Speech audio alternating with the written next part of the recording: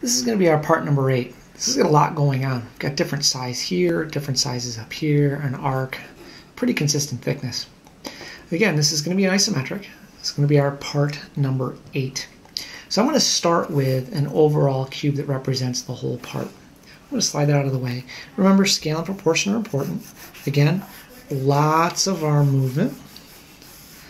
Draw very light because a lot of this is going to be erased. And again, we're not going to erase in these videos just to save time, but you'll get an idea of how this is going to look, and I will show you what needs to be erased as we go. So here's my first cube, and it's really light. I'm going to take this and cheat a little bit. So if I look at this part, it's kind of in thirds. So I'm going to take the top, and I'm going to split that into thirds really lightly. Again, lots of arm movement, lots of back and forth. And the first thing I'm going to do is I'm going to create that hollowed out part in the middle. So there's a little arc here. So now that I've created that, back here I'm going to pick a spot. I'm going to cut this part off, if you will, kind of in theory cut it off right here. And I'm going to create this arc and this arc next. So in here, I'm going to kind of pick a start point.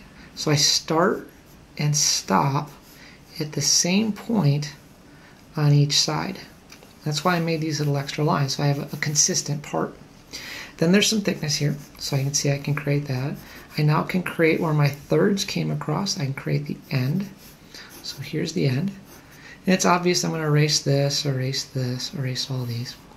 This arc has to come in. I can get a start point and a finish point, so it's going to be consistent. It's going to be concentric with that.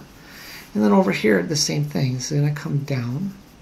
And it's going to curve around a little bit. It's going to disappear behind it because it would kind of come in here and start here. All right, so that's going to come down and disappear. Next, I have a vertical here. It has to match the height of this. I'm going to come down in here. It's going to cut back. Again, at some point it's going to start to curve, so we're going to show that. And there we have part number 8. Again, as always, if you have difficulty, don't be afraid to rewind and watch again.